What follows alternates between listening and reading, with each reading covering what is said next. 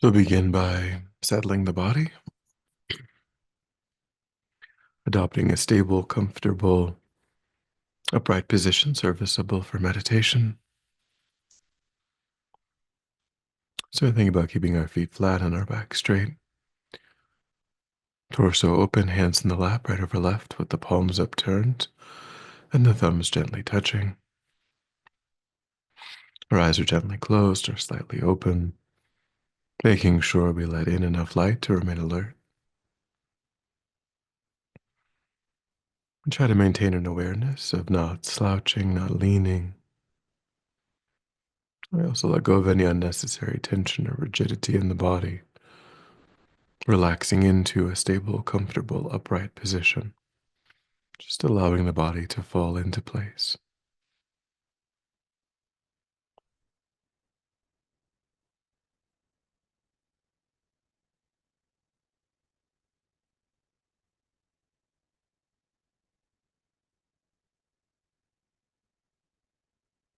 Then we begin to let go of attending to the outside world, moving our awareness inward, constraining it just to the body and mind,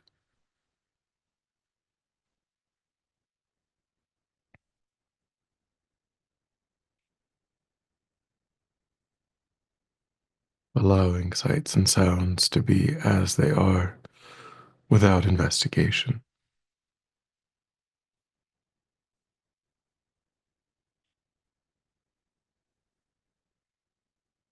letting go of thoughts of the past, plans for the future,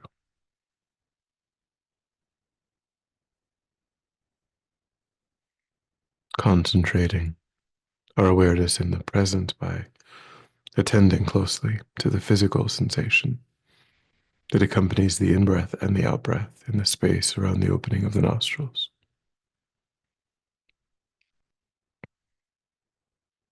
Giving ourselves the instruction to notice quickly when anything other than that one physical sensation is arising in the mind. And then without judgment or frustration, to lift the mind up from those distractions and to place it gently but firmly, again and again on the breath.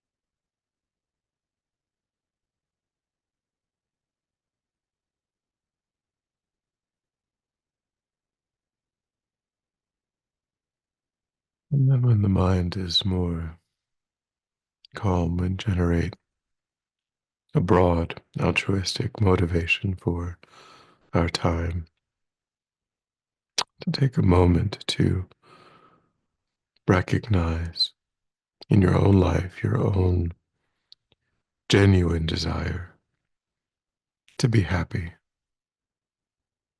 to be free of suffering,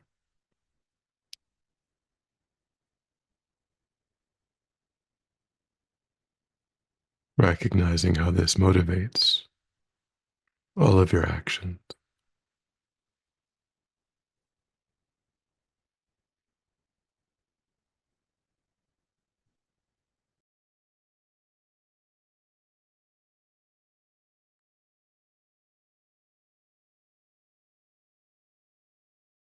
and recognize that you share that ground with every other sentient being. There are no sentient beings that are not similarly motivated, even if their actions seem difficult to decipher. They themselves wish to be happy, wish to be free of suffering, and are attempting to accomplish those goals.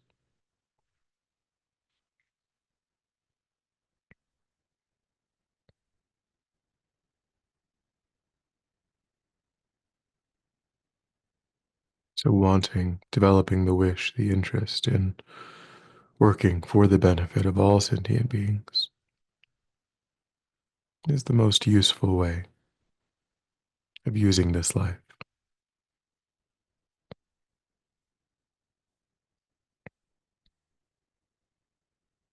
And my success in achieving that goal depends upon how familiar my mind is with the states of mind that support natural, spontaneous, beneficial action. These constructive states of mind, like love and compassion, generosity, patience, ethical restraint,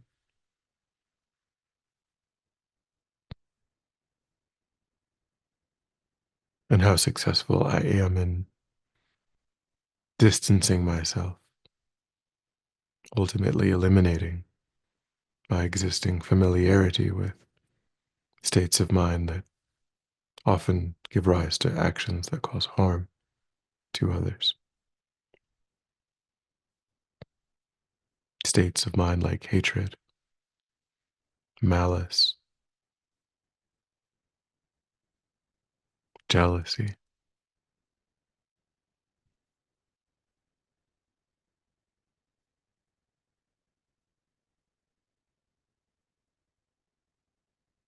engaging in a process of genuine inner transformation is the purpose of my time,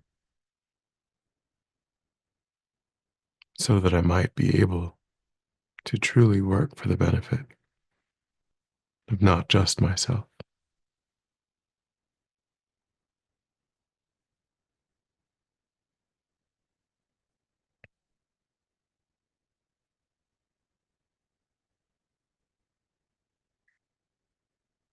Then, with that motivation, we will continue to explore those themes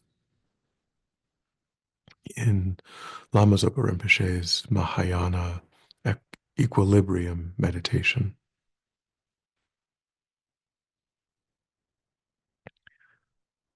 So we begin to contemplate that ultimately there would have been no reason for me to take this perfect human rebirth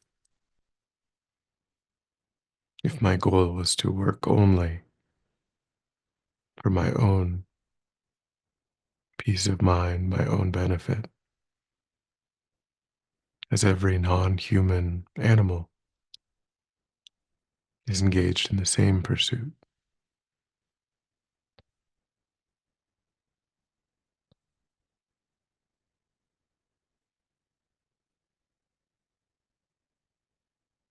all of these different forms of non-human animal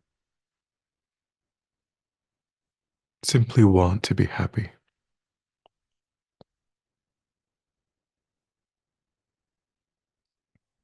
And under the influence of simple happiness, many negativities can arise.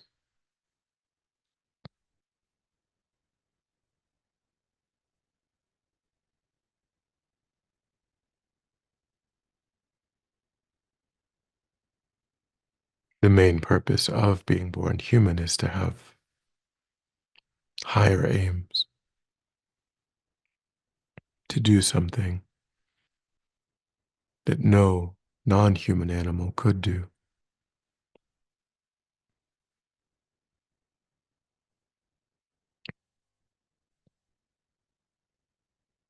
to bring every sentient being to a state of perfect happiness, perfect peace, to help them truly accomplish their goals.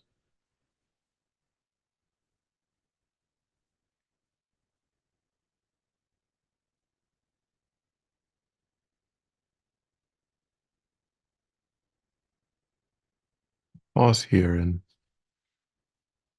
contemplate this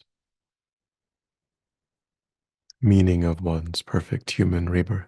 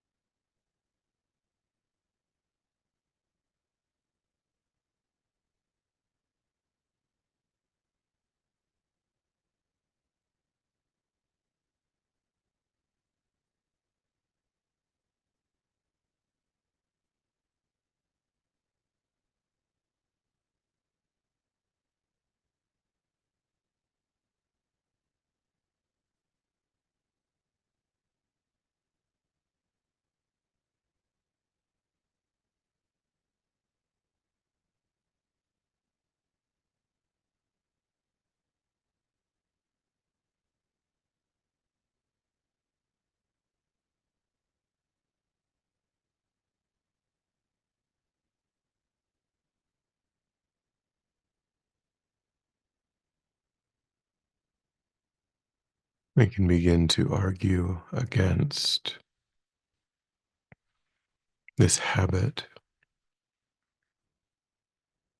of clinging to and cherishing only oneself. I think that over countless previous lives, I've engaged in the process of discriminating friend, enemy, and stranger on the basis of clinging to my own ego identity, looking out only for myself.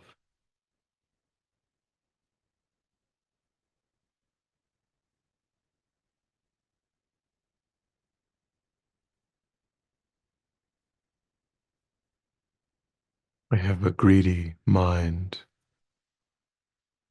as it relates to my own interests and attachment. to my own happiness,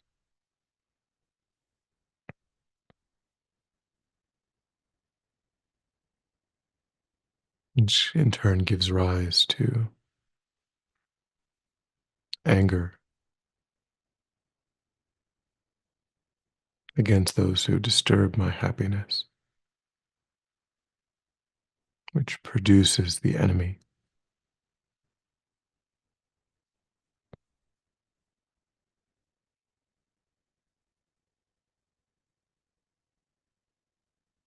This attachment discriminates friends, those who help our self interest.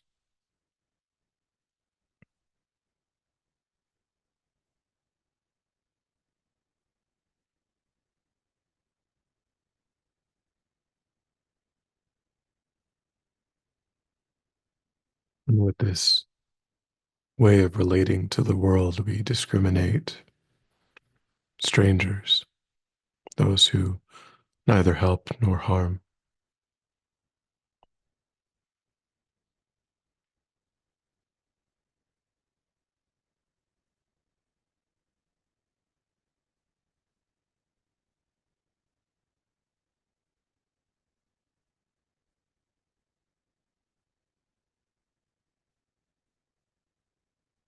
In relating to the world in this way, our anger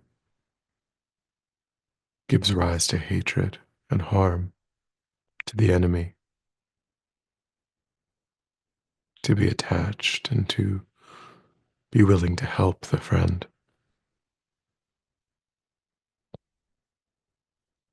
and to see the stranger as always in the background,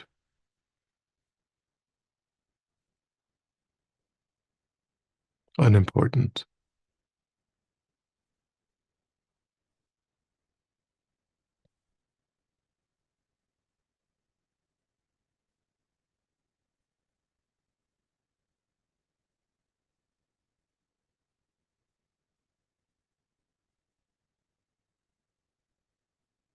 And these impulses of helping with attachment, harming with anger have generated all of my suffering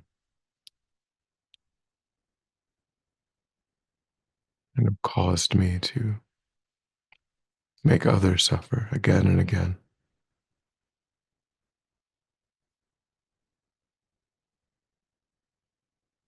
So look back over your own life, recognizing these impulses and their consequences.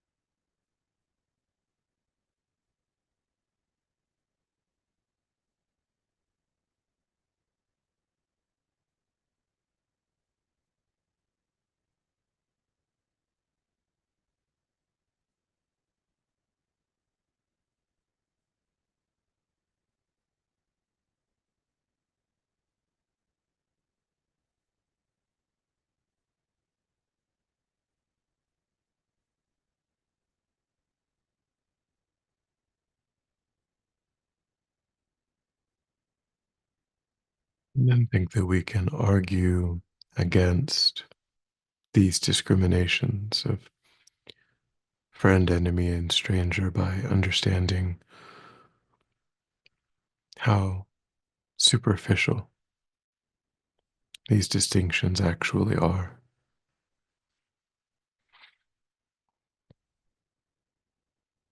Those that presently I consider friend, enemy, and stranger have not always been so. Even within this life, there's no stability to these designations, even with one person.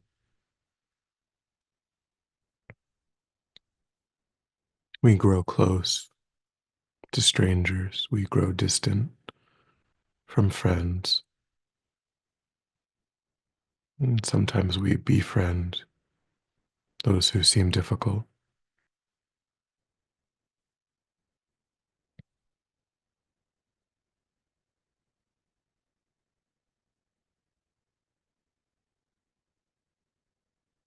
Even over the course of one life, these categories are extremely flimsy. Certainly over beginningless past lives, they hold no stability whatsoever.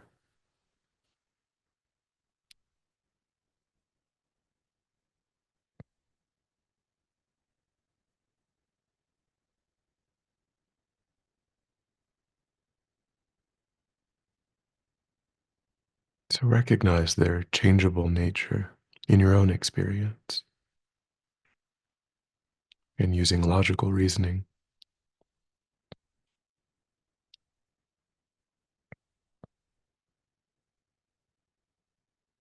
and trying to give rise to a strong determination to avoid attachment and aversion.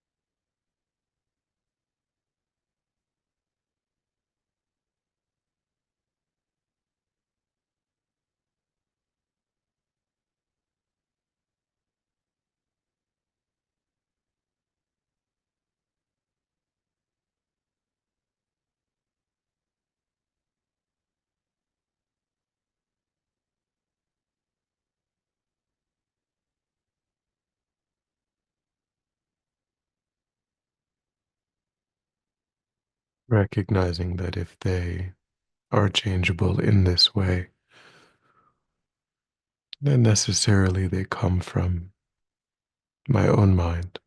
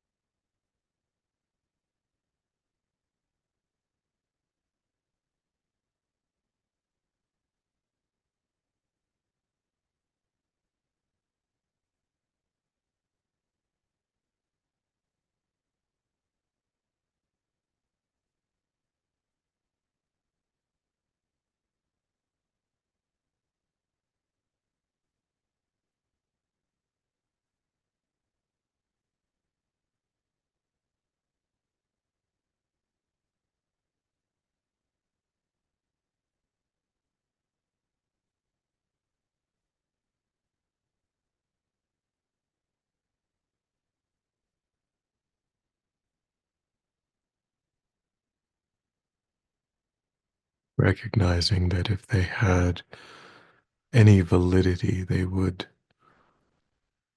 survive over time.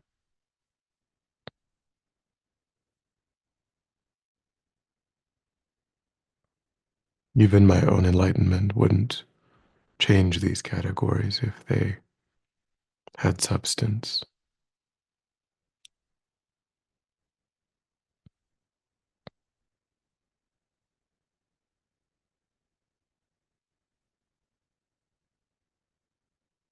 But the removal of my own afflictions, my own delusions,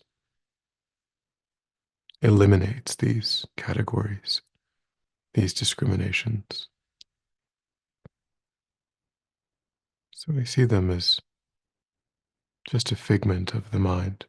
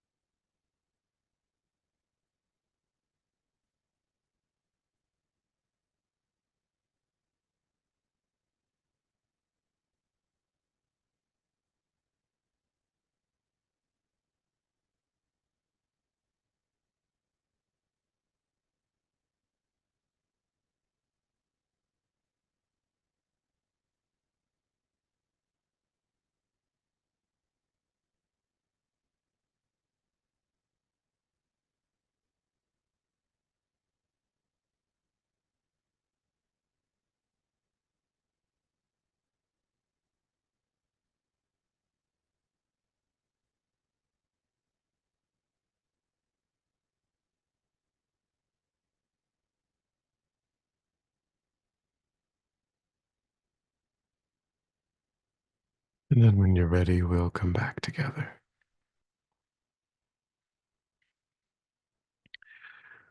And we'll dedicate. So recollect your altruistic motivation and think that by having engaged in this contemplation, you have actualized that motivation, which has generated positive energy in your mind. And think that you freely offer the fruit of your practice, that positive energy, for the benefit of all sentient beings without exception. Thinking strongly when this positive energy ripens, may it serve as a cause and condition to eliminate war and conflict, poverty, famine, disease, disasters, all painful inner and outer conditions. May it fully ripen the minds of all sentient beings. May they quickly meet perfect teachers and arise in the state of full enlightenment. May I too achieve the state of enlightenment so that I might work for the benefit of all sentient beings without exception, perfectly. May any obstacles facing the Guru's long life be completely dispelled, and may I and all sentient beings in this moment come under the joyful care and guidance of enlightened beings. May we be guided and protected until we swiftly achieve that state of enlightenment.